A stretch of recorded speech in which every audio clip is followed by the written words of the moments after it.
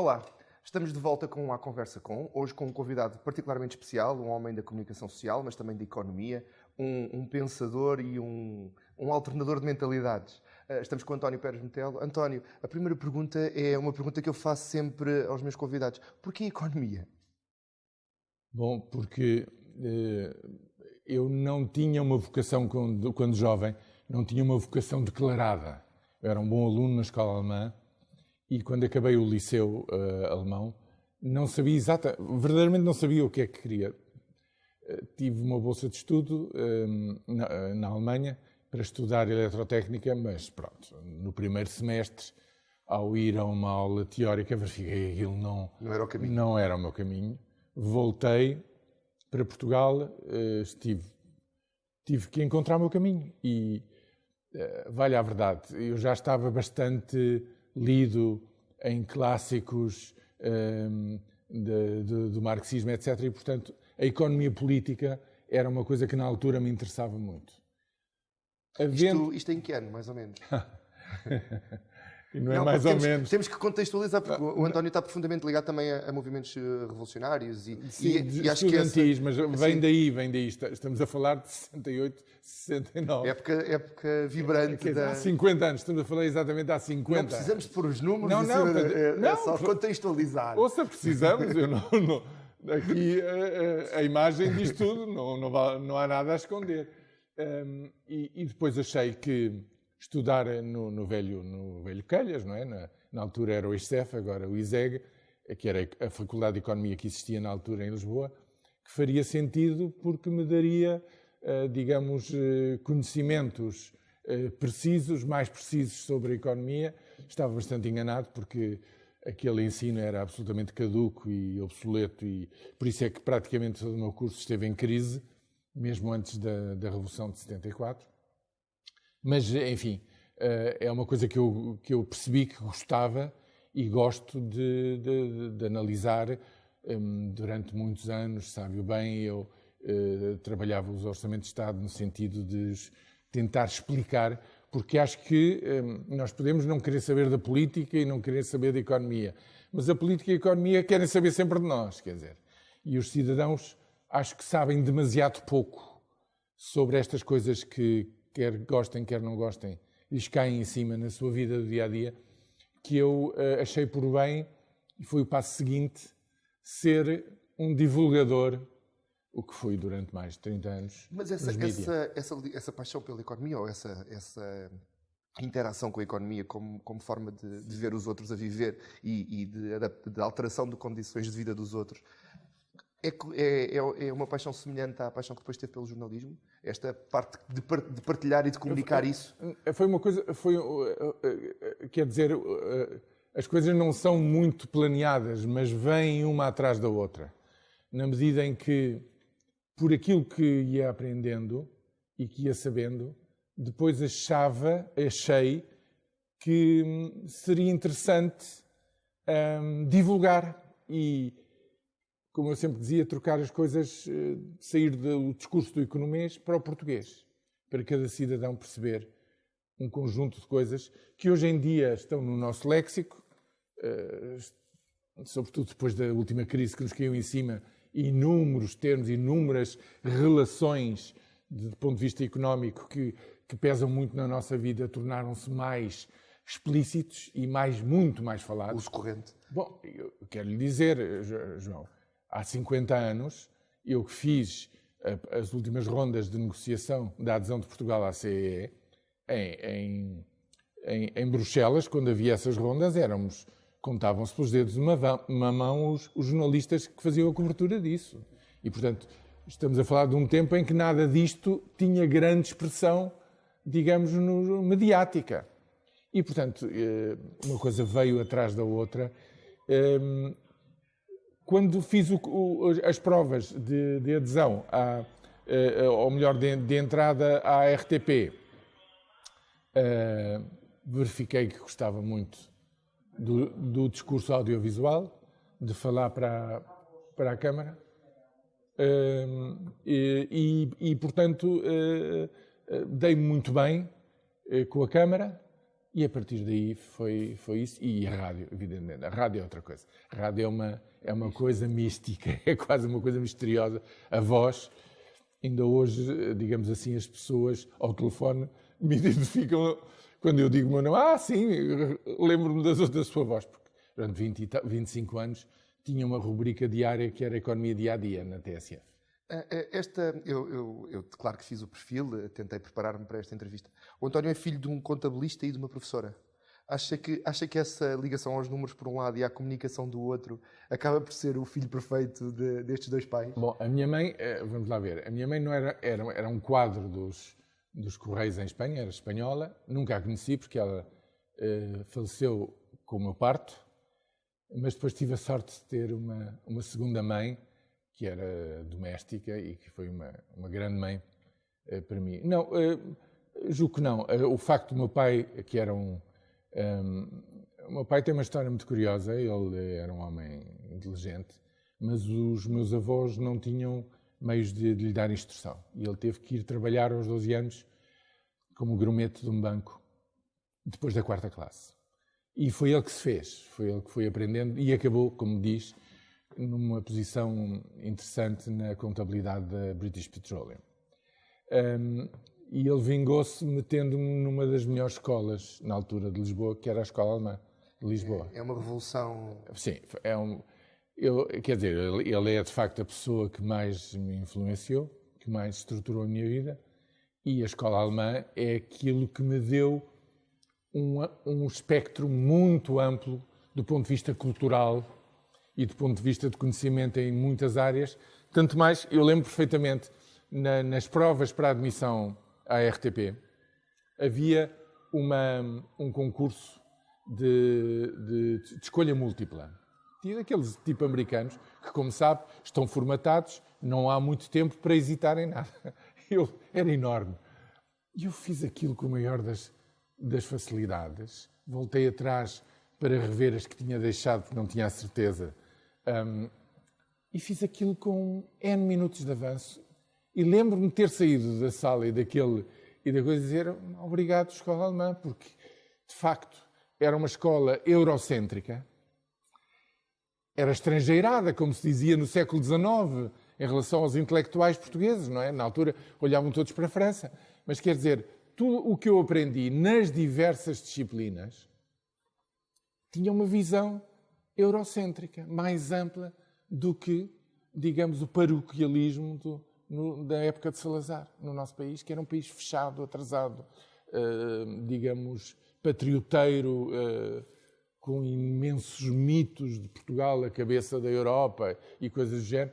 E, portanto, para mim, essa formação de fundo, onde aprendi várias línguas, onde aprendi uma cultura geral, cultura musical, etc., etc., foi decisivo para a minha formação futura, para a minha vida futura. O António fala apaixonadamente desses tempos na escola alemã.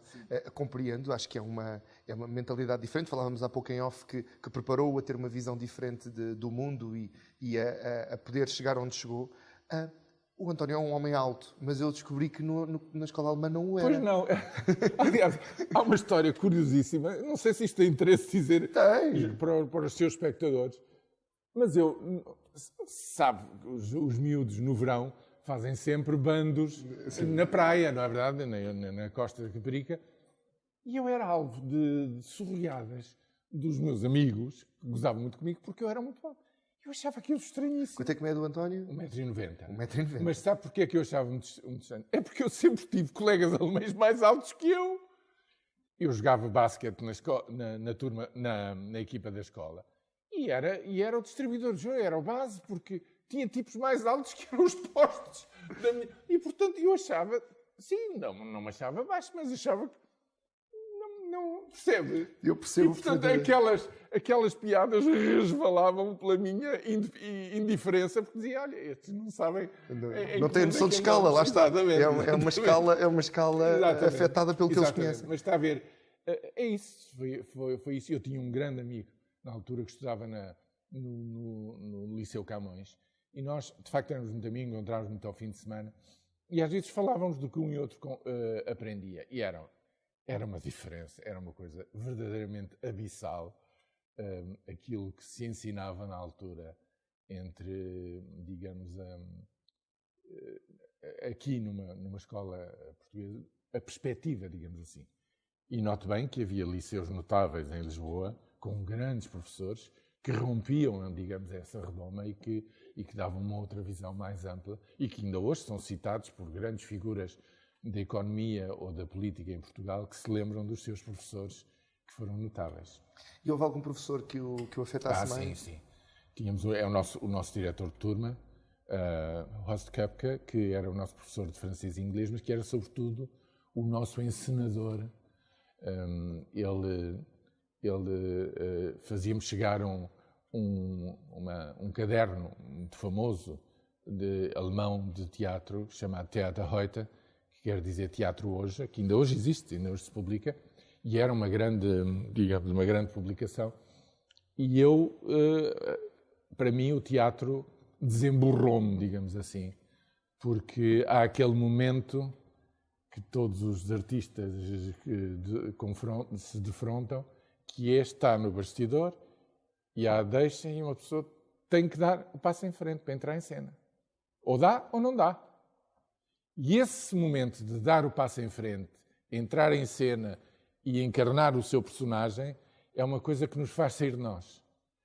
E no movimento estudantil, para mim, digamos, falar numa reunião geral de alunos com centenas ou milhares de pessoas, para mim, a partir daí tornava-se muito mais fácil por causa disto, que foi uma grande escola. Eu agora queria ir para os dois lados, agora apetece-me falar de movimento estudantil e teatro alemão. Mas o António já teve o prazer de assistir a uma peça de teatro na Alemanha? Sim. É uma pergunta contextualizada. Eu explico.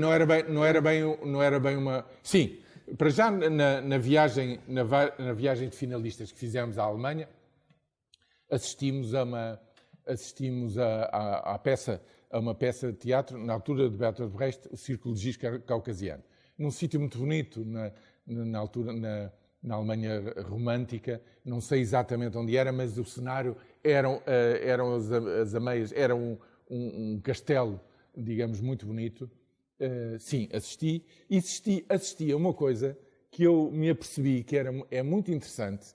Eu gosto muito de contar esta história, porque pouco antes, já não sei situar em que ano, mas antes de 89, antes da queda do Muro de Berlim, eu fui profissionalmente, estive num seminário, uma coisa qualquer, em Berlim Ocidental, e passei como se passava naturalmente para o lado oriental, para ir ao teatro que tinha sido dirigido por Bertolt Brecht e a senhora Weigel, que era, digamos, a variante alemã do nosso teatro de revista.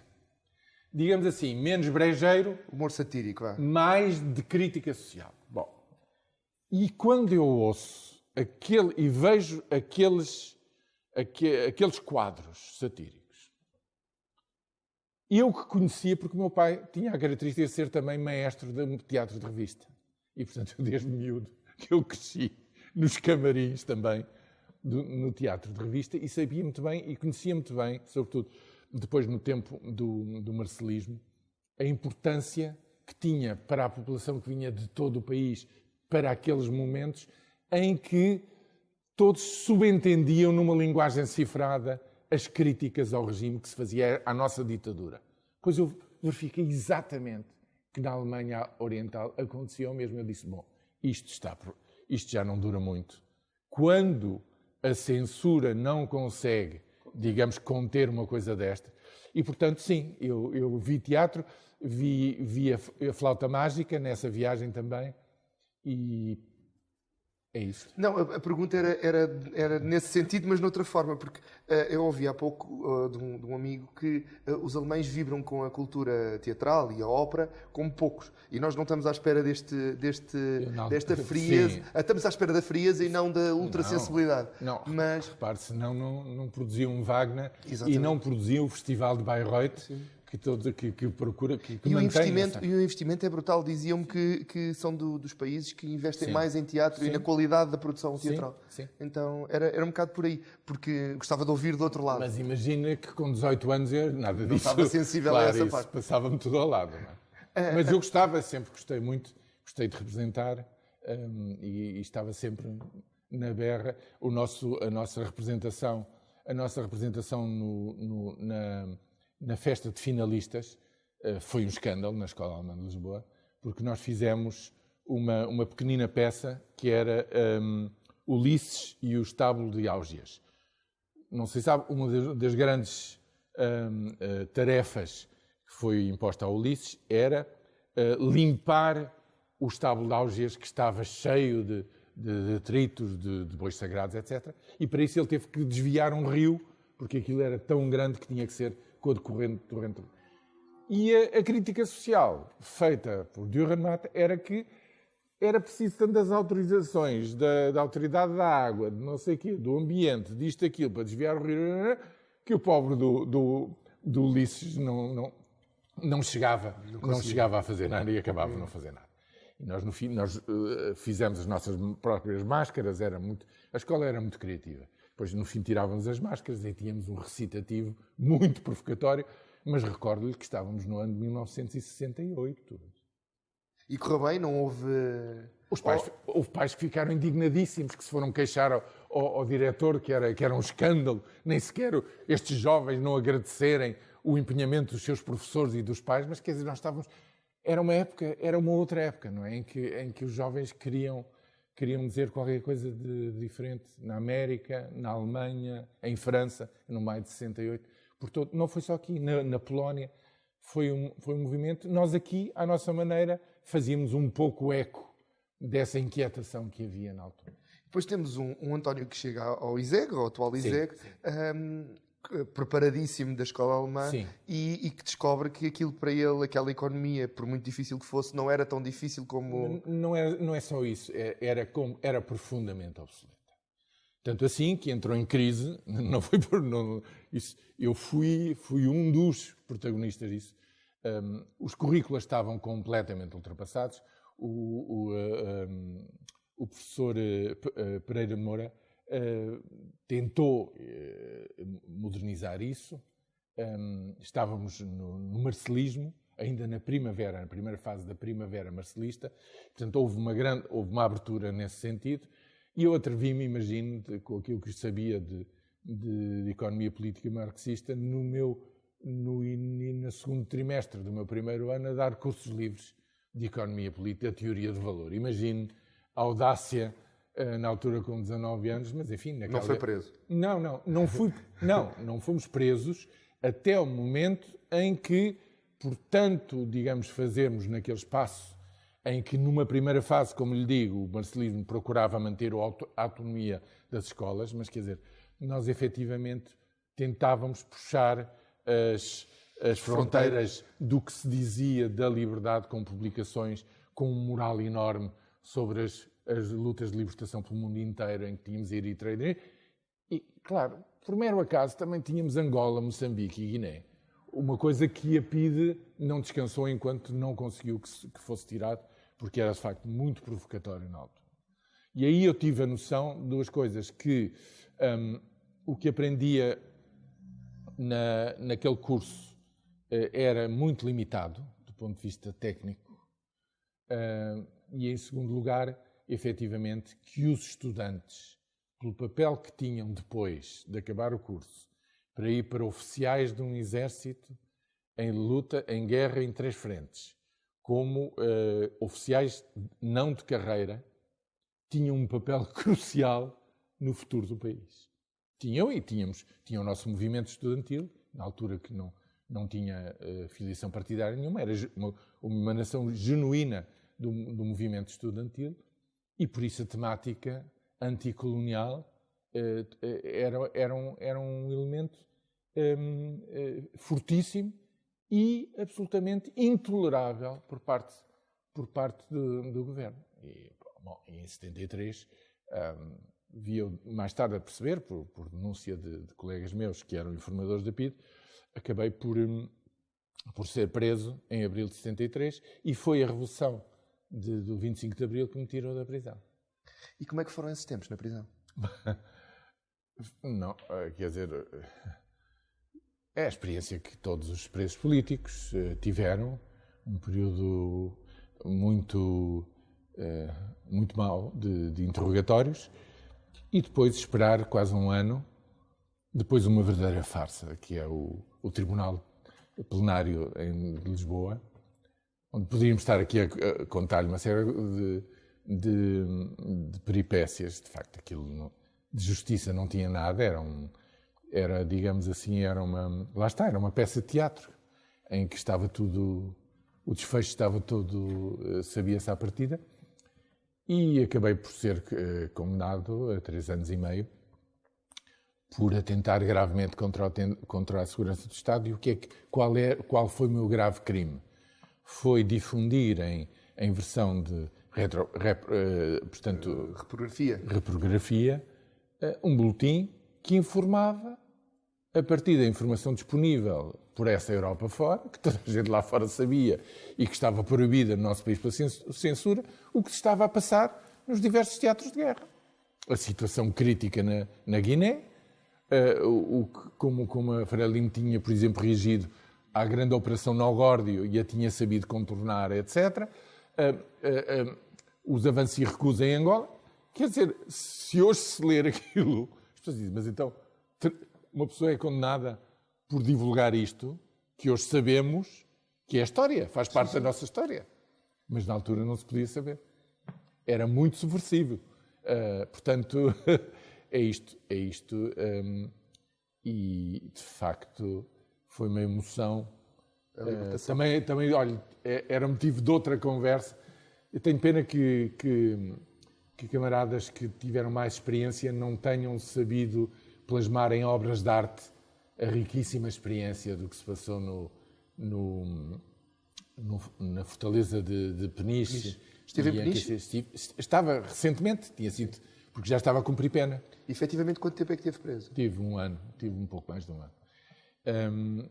Pronto, e depois saí, acabei o meu curso, concorri, estive numa empresa, digamos, intervencionada, porque o proprietário tinha fugido para o Brasil, depois voltou, e entretanto eu vi que a empresa não tinha futuro e concorri para a RTP e acabei por ser admitido e fui fundador e, portanto, fui o primeiro, arranquei com o segundo canal autónomo, com a Informação 2. Sim, que acabou por se tornar uma referência. Sim. Era uma equipa muito boa e, mais uma vez, tenho muito... Aliás, eu tenho muito boas... Tive muita sorte na vida, porque participei em equipas que fizeram coisas marcantes, não é? Arranquei com a Informação 2, arranquei com a SIC, sim. Também arranquei com a TVI 24. Portanto, na TSF também penso que esteve nos primeiros tempos? Não fui fundador, mas estive desde a primeira hora. Estive mesmo antes, lembra-se que houve aquele fecho das rádios ditas piratas. Exatamente, pronto, no antigo edifício já lá estava. Portanto, eu tive... Faz parte da história. Não, estou muito contente com o que fui fazendo, com os meus colegas. Digamos, há trabalhos que não esqueço e também não me esqueço deles, porque tudo isto há quem tem. Também encontrei pessoas muito, muito vaidosas, cheias de si, mas não percebem ou não querem perceber que todas estas tarefas são uma equipa, são um trabalho de equipa, como estamos aqui a ver à nossa volta. E em conjunto conseguimos coisas muito, muito interessantes que gosto muito de me lembrar. Nós estamos a gravar esta entrevista no Celeiro Popular em Sintra, que é um espaço que original de 51, 52, mas que acaba por se acompanhar da modernidade do turismo de hoje. Claro. E escolhemos este espaço porque o António é um bocado isso. Tem a história da fundação de muitas coisas, como dizia há pouco, mas mantém-se atual e continua a ter uma opinião sobre as coisas atuais. O que é que mudou assim tanto nos meios de comunicação desde 78, quando entra para a RTP? Bem, não tem comparação. Como lhe digo, basta dizer-lhe isto para aquele movimento importantíssimo que é a adesão de Portugal a a uma CE. Como lhe digo, havia meia dúzia de pessoas que reportavam, ao todo e por todo. Veja o que se passa hoje, quer dizer, veja a pluralidade e o espectro tão alargado de publicações, de formas de comunicar. Bom, evidentemente já nem falo de internets e iPhones e outras coisas mais, que nada disso existia, não é? Não tem comparação, absolutamente. E esta democratização estraga a especialização? Pergunto-lhe porque fala-me de 5 pessoas na assinatura ou pelo menos na negociação da Comunidade Europeia. E na noite, na célebre madrugada em que se chegou a acordo, que tem uma foto na escadaria a assinalar esse momento. Sim, se fosse hoje, estavam lá 3.000 jornalistas e 10.000 bloggers. Não estavam. O problema é que não estavam. Quem põe o pé no chão continuam a ser, de facto, os jornalistas. É uma situação completamente nova, com novos desafios. Eu devo dizer que as redes sociais permitem que se bolse para lá tudo e mais alguma coisa. De bom e de mau. Mas, evidentemente, que representam um alargamento tremendo e um desafio para os mídias tradicionais. Agora, a profissão de jornalismo, como nós estamos a ver em muitos países, nomeadamente no sítio onde, no fundo, as ideias essenciais de controle democrático que são inerentes à imprensa pioneira nos Estados Unidos, desde a primeira hora. E os pais fundadores dos Estados Unidos falaram nisso. Nesse país, hoje em dia, os desafios estão aí às escâncaras. Os fake news, etc. Como navegar neste mundo, como ajudar as pessoas a destrinçar entre, digamos, um ruído imenso das coisas mais absurdas. Onde é que está a razão? Onde é que estão os factos verificáveis? É um trabalho, é um desafio tremendo para os jornalistas hoje em dia. Falámos em off que tinha uma pergunta de desafio, que era a comparação. Eu tenho um amigo que compara a economia à meteorologia. Acha que estas fake news e estes intempéries que surgem afetam a economia de modo a que os economistas não consigam ver para a frente? Não diria tanto, mas continua. Quer dizer, a ciência, o que tem de apaixonante para mim, a economia, é que as pessoas costumam dizer, as pessoas não são números. Não estão a ver bem a coisa, porque os números traduzem relações entre pessoas.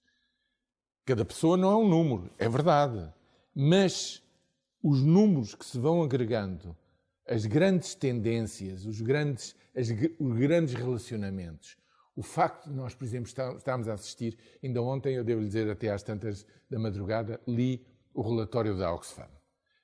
Remunerem o trabalho e não a riqueza. É o título deste ano. E aquilo tira o sono a qualquer um. Porquê? Porque verificamos que há uma dinâmica na economia que se implantou agora triunfalmente em todo o mundo. A economia capitalista, tal como ela está estruturada, com as suas regras, com os seus mecanismos, com a sua formação de valor e distribuição e redistribuição, é de tal ordem que o fosso de criação de uma riqueza absurdamente concentrada, e de uma pobreza que se mantém sem qualquer razão de ser, a não ser a própria forma como a economia se estrutura, este fosso está a aumentar de ano para ano. E a Oxfam, como sabe, utiliza as vésperas do arranque em Davos, da grande reunião do Fórum Económico Mundial, para apresentar a sua visão, que tem a incorporação de imensas organizações. Bom, e, de facto, isto é um problema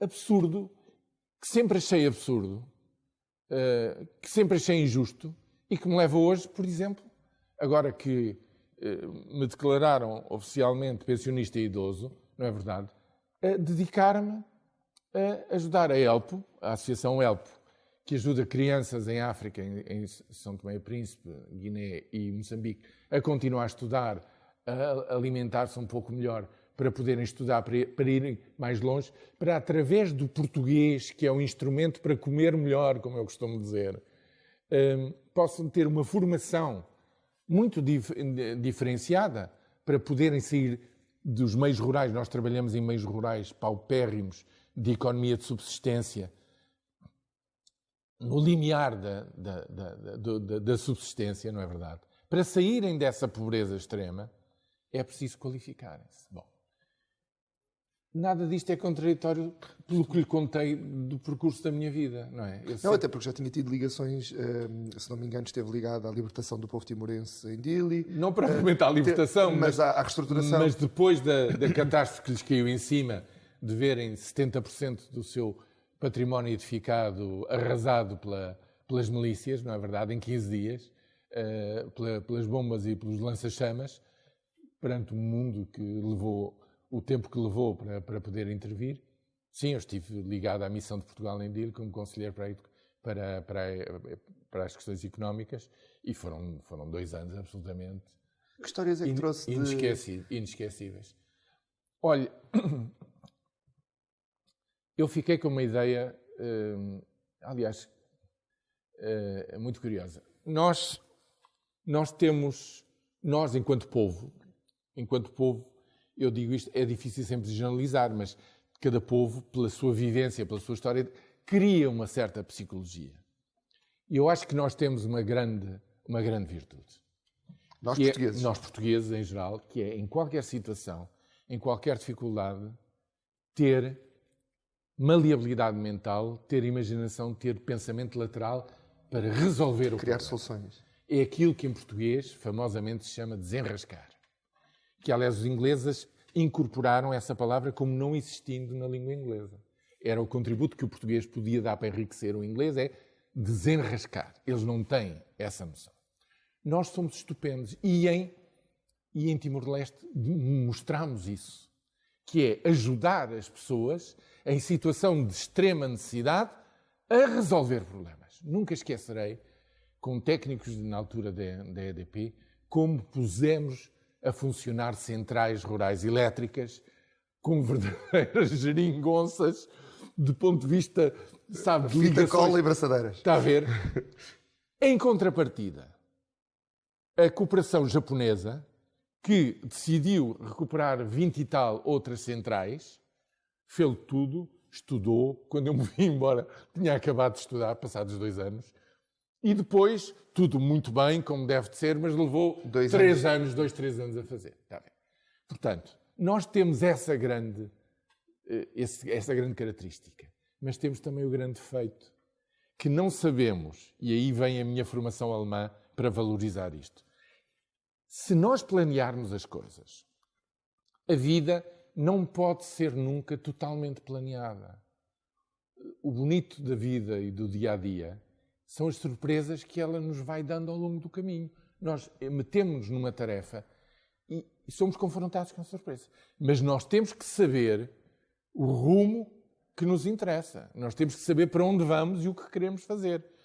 Se planearmos melhor e, em cima disso, soubermos improvisar perante as surpresas, eu acho que é isso que, neste momento, eu tenho um pouco a noção de que o movimento das startups, que começa a ganhar volume na nossa economia e começa a ser conhecida lá fora. Há startups portuguesas a serem vendidas, já temos um unicórnio. Portanto, vamos a caminho de outros. Porquê? Porque há a ligação destas duas coisas. E eu acho que os mais jovens compreendem isto melhor e fazem isto melhor do que fazíamos. Porquê? Porque têm também mais mundo. Eu sei que os filhos, e espero que futuramente os netos, que os meus netos, aliás, já pela vida que têm com os seus pais, a Europa é o quintal deles, quer dizer, não é? Eu lembro-me, com 17, 18, 19 anos, quando fui pela primeira vez, depois da tal viagem à Alemanha, a viagem de estudo, e depois fiquei lá com o tal meu grande amigo para irmos à boleia para a Inglaterra, porque era a altura do Sgt. Pepper's, enfim, de Flower Power, quer dizer, nós queríamos era andar à solta, não é? Mesmo que foi a única altura na vida que passei fome, mas porque não tinha dinheiro, mas não estava nada preocupado com isso. Alimentava a A alma. dificuldade, a distância material, monetária, psicológica, visual. Eu era de facto digamos, um tipo de campo a chegar à cidade. Quando vi na Oxford Street, era um mundo inteiro que estava ali em Piccadilly Circus, Oxford Street, Speaker's Corner. Era uma coisa completa, visualmente era completamente diferente. Vou-lhe dar uma coisa que vai achar engraçadíssima. Eu via outdoors a dizer carro, não sei o que, não é, 0% de juros. E eu dizia assim, mas isto é absurdo. 0%? Como é que é possível 0%? Não é? Não havia cá nada disto em Portugal. Se calhar nem financiamentos ainda. Nada, percebe? Percebe o que eu quero dizer? O que era, digamos, a pancada na cabeça para os jovens naquela altura ligarem-se, ouvirem a música de fora, verem os livros que vinham de fora, etc. Como é que isso é comparável com os jovens de hoje em dia? Hoje em dia, felizmente, estamos, desse ponto de vista, com instrumentos nas mãos muito maiores do que, incomparavelmente maiores. Por isso é que eu procuro, digamos, investir toda a minha energia para pôr instrumentos simples na mão de meninos e meninas macuas no norte de Moçambique, nem que seja um instrumento, um caderninho, um lápis, uma borracha, para poderem começar a escrever, para não ter que ser só a ladainha do ouvido do que ouvem do ABC do professor. São escolas rurais que não têm nada. Por isso é que nós construímos salas de aula, para não estarem debaixo da árvore que só funciona na época seca, na época das chuvas não funciona. São coisas muito simples de uma parte da humanidade que está, de facto, muito mais atrasada, que precisa de fazer uma recuperação muito maior do que a nossa, que também nós precisamos sempre estar a aprender e atualizar-nos. Mas, digamos, esta paixão e a importância de dar instrumentos às pessoas para elas florescerem tem marcado muito a minha vida. E curiosamente, deixe-me só dizer mais esta, porque no outro dia estava a lembrar-me disto. Mohamed Yunus, fundador do Banco Grameen, do microcrédito no Bangladesh. Ele veio cá em tempos a Portugal e a sua palestra perguntou à assistência o seguinte: a semente que se deita num pequeno recipiente para fazer crescer um bonsai é a mesma semente que se pode deitar a uma terra para fazer crescer a árvore. Então qual é a diferença entre o bonsai e a árvore? É que aquela árvore tem nutrientes para crescer até o seu potencial. E o bonsai fica ali porque só tem os nutrientes e só tem os meios necessários para crescer. E o que acontece com uma parte da nossa humanidade é que estamos a criar homens bonsai. E é importante ajudá-los a sair dessas suas limitações e a atingirem a verdadeira altura que está dentro de si, das suas potencialidades. E daí também, também lhe digo, tenho histórias inacreditáveis de meninos e meninas que corriqueiramente andam 2 horas por dia para a sua escola secundária porque querem continuar a estudar. E voltam 2 horas para trás para a sua aldeia. E assim sucessivamente, todos os dias. Eu fiz as contas, digamos, num ano letivo tem 2.000, 3.000, 4.000 quilómetros nas perninhas, sem tugir nem mugir, porque percebem que é a sua saída, que é a sua oportunidade para sair da pobreza extrema. O António tem estado a falar da ELPO. A ELPO é a mais recente das suas paixões e, se calhar, a que vai deixar mais história. Bem, não é tão recente assim, porque eu fiz-me padrinho, à distância, de uma menina, em 2009, em meados de 2009. Agora que estou reformado, é que dedico o meu tempo, digamos, enquanto presidente da direção. É uma direção pro bono, portanto, de homens e mulheres que fazem, que dão o seu contributo para a orientação geral desta associação sem remuneração. Para quê? Para ajudar, como lhe disse, uma outra história, por exemplo, o nosso programa de nutrição em São Tomé e Príncipe. Do que é que se trata? Trata-se no distrito de Cantagalo, há 5 anos que lá estamos, e com o pessoal do Ministério da Saúde local desse distrito, com o Centro de Saúde local, com as oportunidades de internamento locais, detectar as crianças que estão em malnutrição aguda grave, isto é, nas últimas, quase a morrer. E há, desculpa a expressão, não leva a mal, mas há simplesmente um tratamento de engorda digamos, com papinhas, com leite, fase 1, fase 2, enfim, os nutricionistas sabem do que é que eu estou a falar, em que a criança é recuperada, mas tão importante como isso, que é salvá-la, é perceber junto da educadora, do entorno, como é que aquela criança chegou àquela situação absurdamente aguda. E mudar hábitos. E, portanto, digamos, equipas móveis, ir às pequenas comunidades, na montanha. Cantagalo vai até ao centro, ou mais nas montanhas, aliás, lindas de morrer de São Tomé, que me lembraram muito as montanhas de Timor. E as equipas falam com as mamãs sobre os cuidados a ter com os seus filhos, sobre dietas, com novos pratos, com ingredientes locais, mais nutritivos. Enfim, ouça, isto não é, como alguém dizia, ciência de focotões. Está a ver? Isto são coisas simplicíssimas. Porque às vezes é mais o conhecimento, o know-how, do que o dinheiro para comprar os produtos. É sempre. Isso eu aprendi em Timor-Leste. O processo de desenvolvimento é um processo endógeno. Ou seja, ou as pessoas assumem aquilo que querem mudar, ou, no fundo, reproduzem aquilo que gerações sem fim fez com que eles, bem ou mal, vivessem hoje.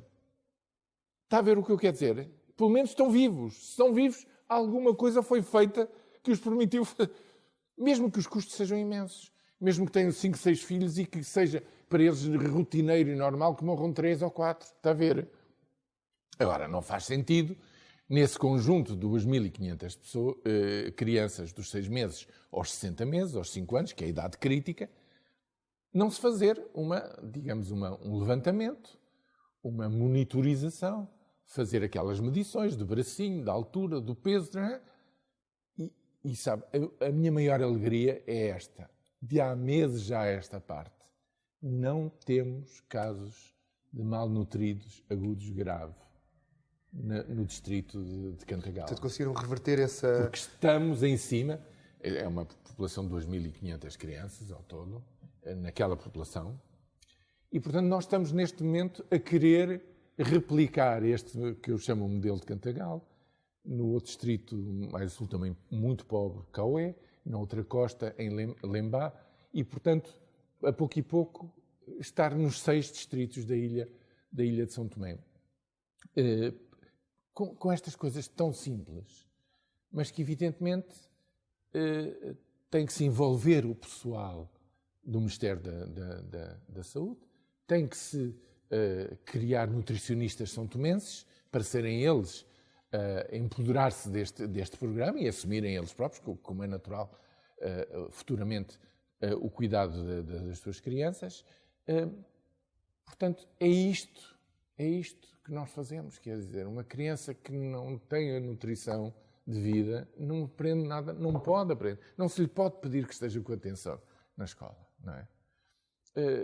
Crianças em escolas rurais que não têm um lápis, não têm uma borracha, não têm um caderno, podem ter, enfim, uma em cada 2, o governo de Moçambique dá o manual escolar na primária, não é verdade? Mas quer dizer, como é que chega a comunicação do professor a esses meninos, não é verdade? Se estão debaixo de um frondoso cajueiro em época seca, muito bem, e depois quando vêm as chuvas, como é que é? E nós aqui, nós não temos noção. Quer dizer, eu encontro muitas pessoas, e há muitas pessoas que por uma ou outra razão, inclusivamente, muito curioso, ex-combatentes na guerra, passaram por Moçambique e que entendem. Têm um amor pelaquela terra. Nós temos uma relação muito afetiva, mas nós temos que passar dos afetos à ação, por uma razão muito simples. Moçambique tem 38 línguas ditas nacionais, porque eram as antigas nações, não é? Indígenas. Para unificar tudo isso, escolheram o português como língua oficial, não é verdade? Mas Moçambique é o país onde há o maior buraco de lusofonia em todo o planeta Terra, porque é seguramente mais de 10 milhões em 27, porque entretanto a população cresceu de 11 quando Portugal saiu de lá para 27 milhões, não é verdade? Que não precisam do português para a vida que têm. Não precisam de usar a língua portuguesa. Em meio urbano, toda a gente já precisa e faz.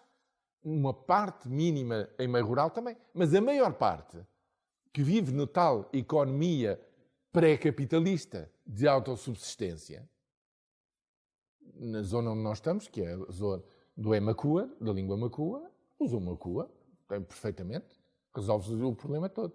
O problema é que os meninos, se não aprenderem o português e depois... não podem dar o salto. Tendo a possibilidade com ajudas. Os meninos de meios rurais em Moçambique não continuam a estudar porque os pais não têm 30 euros para lhes pagar a matrícula, para pagar o uniforme escolar, que passa a ser obrigatório, irem calçados para a escola, terem a sua mochila ou sacola e o material escolar. 30 euros. E os nossos telespectadores que queiram ajudar, como é que ajudam? É dinheiro, é materiais, é voluntariado? O que é a Help precisa? Tudo isso. E a questão é muito simples. Vão ao site, HELPO, que em língua esperanto quer dizer ajuda, helpo.pt, com o www antes ou não. Vão lá e é muito fácil ver os tipos de apadrinhamento que são possíveis fazer, nomeadamente este futuro maior, que são 30, agora aumentámos, eram 30, passamos para 35 por causa dos custos administrativos com estas crianças, mas só lhe quero dar uma ideia. As nossas crianças foram crescendo. Começámos em 2008, foram crescendo em 2012, abrimos esta coisa com apoio a 11 meninos e meninas. Neste ano letivo que acabou agora em fevereiro começa um novo ano letivo em Moçambique, foram 765. E não param de aumentar, porque ou seja, o talento está... Eu aprendi na vida que o talento está distribuído numa curva gaussiana normal em qualquer profissão. É preciso que ele venha ao de cima. Lá está. Que se lhes dê condições.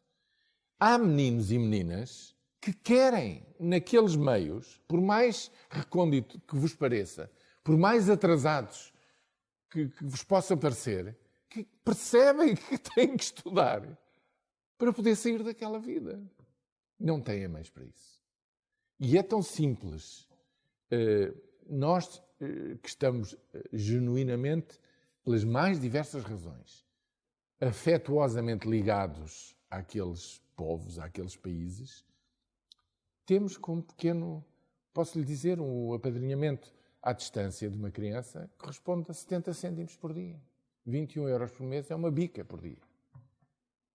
E felizmente temos mantido 3.500 madrinhas e padrinhos que não deixam morrer esta ideia e que são a nossa base segura que nos permite estar sempre lá com quadros em São Tomé. Agora abrimos também um trabalho de nutrição em São Domingos, no norte da Guiné. Estamos na Guiné-Bissau. Estamos na província de Nampula e de Cabo Delgado e vamos continuar a estar nestas, ao todo e por todo, 29 comunidades rurais. Porque eu quero, desde já, desmistificar a ideia de que aquilo são umas pobres crianças, zombies, que andam para lá. Tem uma energia, tem uma alegria. Não tem nada. Não tem rigorosamente. Mas também não sabem, não é? Alguém dizia que se nós não soubermos o que nos faz falta, não sentimos falta de... Pois, mas é que hoje em dia é mais difícil não saberem. Porque a globalização tem estas coisas. Eu vou-lhe contar uma história. Eu ia digamos, no Jeep para a montanha, em Cantagalo, para visitar uma daquelas comunidades de montanha. E há um miúdo à beira da estrada e um de nós tira uma fotografia. Sabe o que é que ele nos gritou? Põe no Face. No meio de nada. Põe no Face. Eu disse, pronto. Isto é a globalização, também é isto. Percebe o que eu quero dizer? Sim. Ou seja, a informação vem dos meios urbanos para os meios rurais. Os meninos também aí sabem mais do que em gerações anteriores esses mesmos meninos sabiam, está a ver? E, portanto, a sua capacidade de querer mais também aumenta.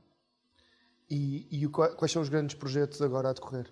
Os grandes e pequenos e médios projetos são sempre os mesmos. Construir salas de aula. E já tem casos de... Nós, agora, no dia 2 de fevereiro, com as 6 salas em Natoa, província de Nampula, completamos 58 salas de aula em alvenaria construídas, para os telespectadores perceberem o que isto é. Cada turma em Moçambique são 60 meninos e meninas. Uma sala funciona, no mínimo, com 2 turnos, isto é, uma turma de manhã, uma turma à tarde, às vezes com 3.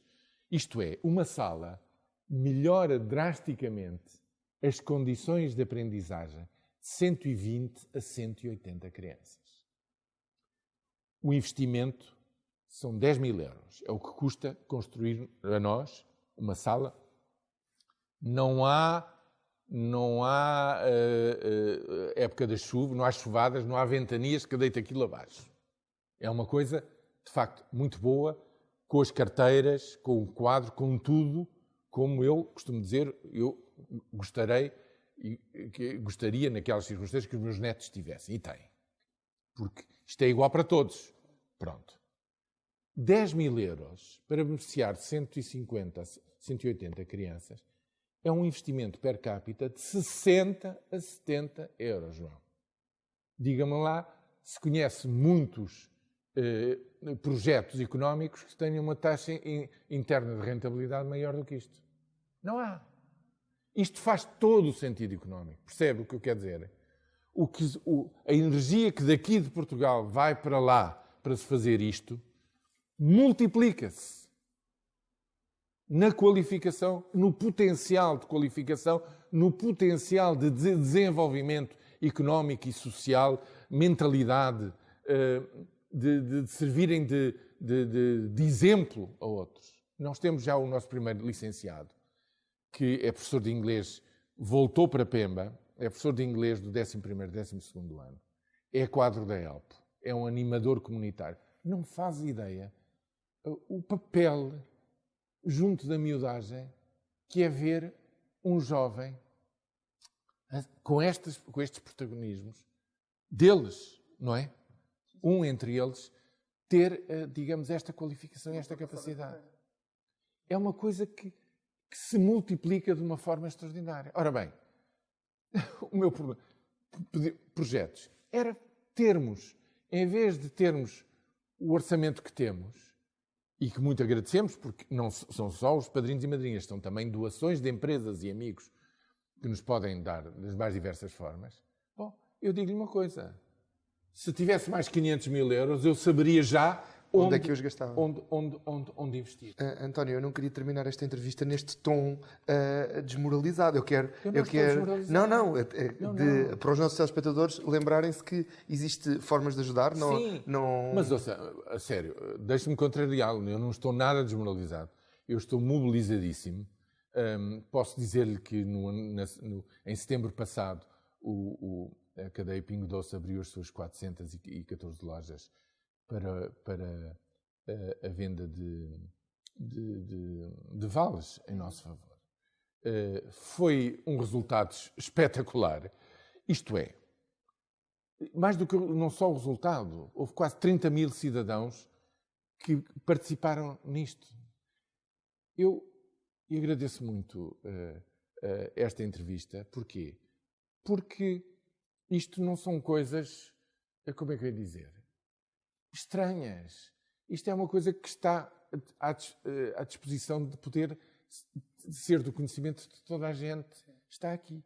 E eu tenho a consciência que o trabalho da ELP ainda é muito pouco conhecido. Eu acho que merece, não é a ELP que merece, são aquelas crianças que merecem muito mais apoio nosso. Não vamos resolver o problema. O grosso do problema é do Estado moçambicano, está a cuidar, está a fazer o que tem que fazer, não se esqueça que partiu de uma situação de 93% analfabetos, em 75. Portanto, alto lá com os julgamentos precipitados e dizer que nós é que vamos... Nós não vamos, nós estamos a dar o nosso contributo. E estamos a ajudar, como lhe disse, a recuperar um atraso tremendo, que precisa muito da nossa ajuda, das pessoas de boa vontade e, sobretudo, todos aqueles que eu percebi que são mais do que a gente pensa, que estão de alguma forma ligados à África. Porque a sua história, a sua vida, de alguma forma cruzou-se com aqueles povos. E a nossa experiência é que tudo o que nós fizermos, que fazemos sempre, de acordo com cada comunidade e respondendo às necessidades manifestadas, porque, como lhe disse, se a comunidade não assumir aquilo, aquelas escolas em 3 tempos vão ao ar. Portanto, têm que assumir e assumem. E ao mesmo tempo com as autoridades. Portanto, isto é tão simples e é tão efetivo e produz uma mudança tão grande naqueles meninos, na vida daqueles meninos, que eu acho que vale a pena e vale a pena, digamos, investir a nossa energia nisto. É isso que eu estou a fazer. Olha, nós na Curiacos concordamos. É com grande tristeza que terminamos esta entrevista, porque ficaríamos aqui horas a conversar. Claro, há sempre tanta coisa para falar mais, não é? E despedimos-nos esta semana, não nos esquecendo de agradecer ao Celeiro Popular por nos ter recebido, convidando os nossos telespectadores a visitarem este espaço que conjuga o antigo com o novo, na belíssima região de Sintra.